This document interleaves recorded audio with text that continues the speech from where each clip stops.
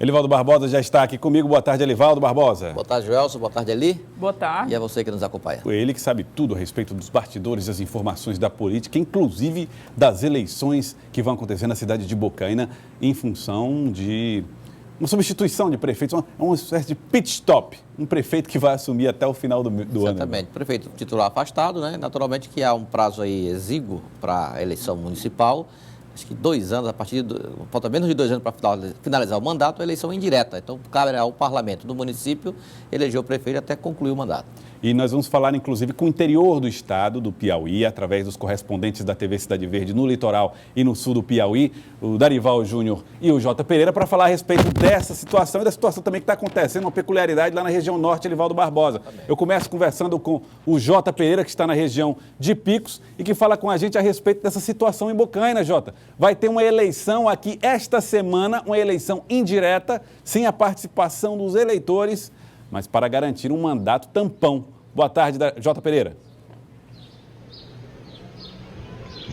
Boa tarde, Joelson. Boa tarde a todos. Olha, Joelson, a situação do município de Bocaina é uma situação atípica desde as últimas eleições de 2012, exatamente por conta da alternância sucessiva de prefeitos no poder. E tudo começou com a morte do ex-prefeito José Luiz de Barros. Na sequência, assumiu o ex-prefeito Nilvardo Silvino de Souza, que é do Partido Progressista.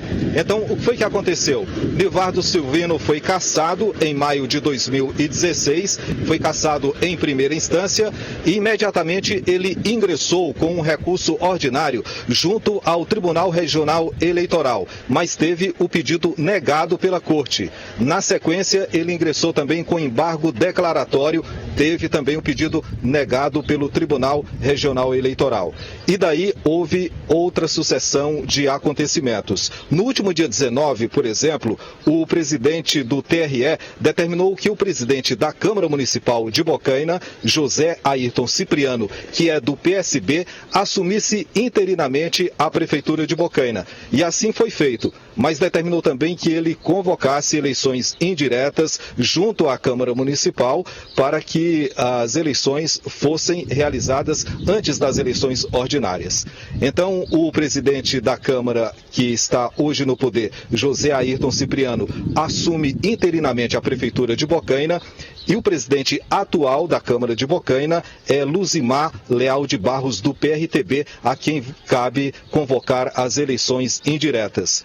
Ao assumir a Prefeitura de Bocaina, o prefeito José Ayrton Cipriano, que é do PSB, ele baixou um decreto exonerando todos os servidores municipais e já convocando uma auditoria interna nas contas do município. Joelson. Muito obrigado, Jota Pereira, pelas informações e da região de Picos. Vamos para Parnaíba, onde está Darival Júnior, que traz informações a respeito de Bom Princípio e também de Parnaíba, onde há lá entreveros com a Justiça. Boa tarde, Darival Júnior. Boa tarde, Elson. Boa tarde, Eli Lopes, Elivaldo Barbosa e a todos que nos acompanham pelo Jornal do Piauí. Um fato aconteceu ontem à noite, já era tarde da noite, quando a Polícia Militar foi acionada e o gerente da viatura era o sargento Vilamar Alves, que deu conta de que um homem de 35 anos, Éder Souza do Nascimento, Gelson, a polícia foi acionada ali pelas imediações do Hospital Estadual de Seu Arco Verde, para mais de 22 horas, a partir de 10 horas da noite, quando dando conta de um veículo Volkswagen Gol de cor branca estava com um som muito alto na frente do hospital. O carro estava plotado com a foto de um candidato a prefeito do município de Bom Princípio, a cerca de 45 quilômetros aqui de Parnaíba, e também de uma vereadora. O carro é daqui da cidade de Parnaíba, o motorista é de Parnaíba, mas estaria então alugado para o candidato a prefeito de Bom Princípio. A polícia chegou ao local, notou que o som do carro estava muito alto, tocando inclusive as músicas do candidato a prefeito de Bom Princípio aqui em Parnaíba, Joelson. O policial informou que o homem conhecido como Éder Souza, estava visivelmente bastante embriagado. A polícia tentou fazer o exame de alcoolemia, o teste de bafômetro, ele se negou a fazer esse teste e a polícia o recolheu à central de flagrantes. Outra informação que dá conta da política aqui na região norte, Joelson, é de que há cerca de 15 dias atrás nós informamos que a candidatura para prefeito de Mão Santa teria impetrado um processo processo contra a candidatura de Gerivaldo Benício, pois o seu vice, Darlan Barros, que é um médico daqui de Parnaíba, não teria se afastado das suas funções médicas, principalmente na Santa Casa de Parnaíba. Pois é. Hoje, o vice de Gerivaldo Benício foi trocado pelo ex-vereador, vereador de 3 mandatos, Yuri Gomes, que é do PMDB e que será agora candidato a vice na chapa de Gerivaldo Benício. Gelson Jordão. Muito obrigado, Darival Júnior, pelas informações do Litoral. Muito obrigado ao Jota Pereira também. Obrigado a vocês. A cobertura das eleições 2016 aqui na TV Cidade Verde, de norte a sul do Piauí. Os detalhes com os correspondentes aqui da TV Cidade Verde. Tem confusão nesse interior. Pois é, e lá em Parnaíba uma mudança importante. Em pleno curso da campanha, né, já começou aí há mais de uma semana, uma chapa majoritária tem um vice substituído. Como disse o Darival, o jornalista, radialista Yuri Gomes já foi vereador aí, vários mandatos, até presidente da Câmara de Parnaíba, acho que ele já foi também, e retorna à política agora com o aval do PMDB. Eu conversei agora há pouco com a deputada Juliana Falcão, que é do PMDB lá de Parnaíba, inclusive dirige o PMDB de Parnaíba, ela referendando exatamente essa escolha feita pelo partido para passar a compor uma aliança. Antes era chapa pura, agora é uma aliança PDT-PMDB em Parnaíba.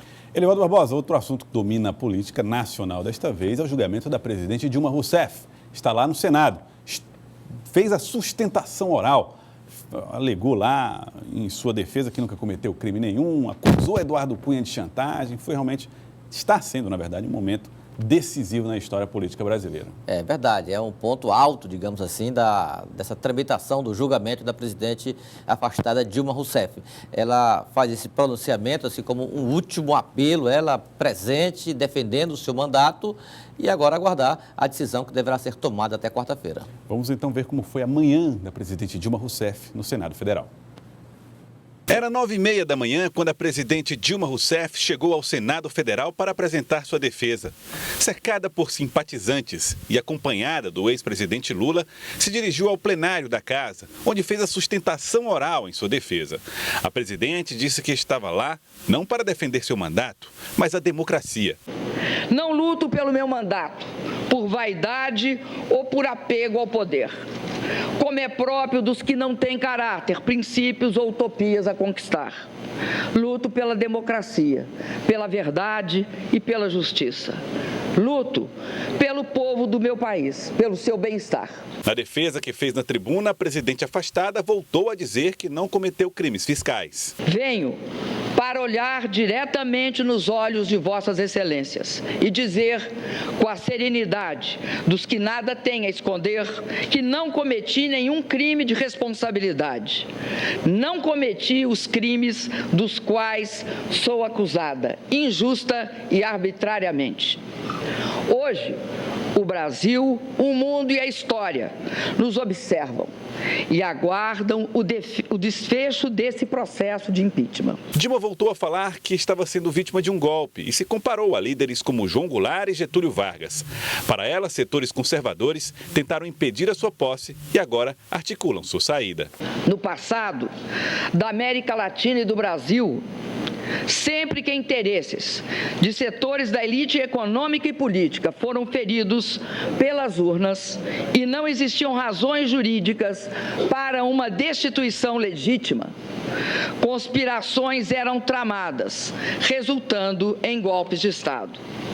O presidente Getúlio Vargas, que nos legou a CLT e a defesa do patrimônio nacional, sofreu uma implacável perseguição, a hedionda trama orquestrada pela chamada República do Galeão, que o levou ao suicídio. O presidente João Goulart, defensor da democracia, dos direitos dos trabalhadores e das reformas de base, superou o golpe do parlamentarismo, mas foi deposto e instaurou-se a ditadura militar em 1964. A presidente acusou o deputado federal Eduardo Cunha de chantagem. Disse ainda que ele tentou trocar sua inocência pelo arquivamento do seu processo de impeachment. Todos sabem que este processo processo de impeachment foi aberto por uma chantagem explícita do ex-presidente da Câmara, Eduardo Cunha,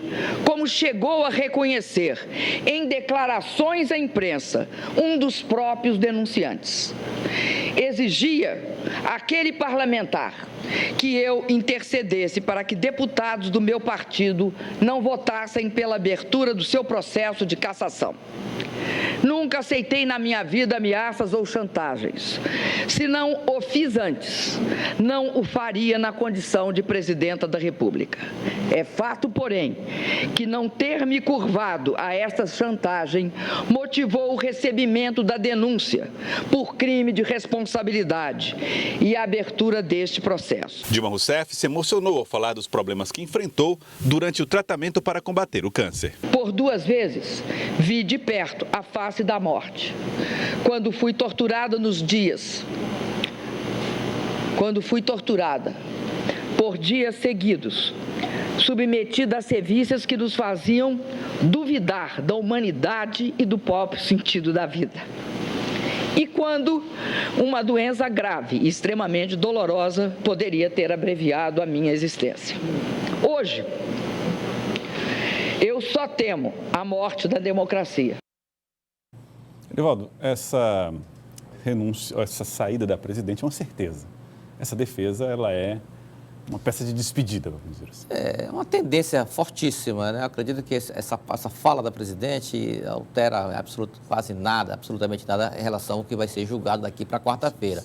Mas foi um momento importante onde ela ratificou seu ponto de vista em relação ao que pensa sobre o processo de impeachment, resgatou alguns fatos importantes desde o seu nascedouro até agora, a fase final do julgamento, e firmou a sua posição política em relação ao quadro nacional. É importante a fala da presidente afastada. Agora, caberá aos senadores, eu acho que não tem nenhum indeciso, não vejo nenhum indeciso, apesar de um placar dar 5, 6, 10 indecisos, não.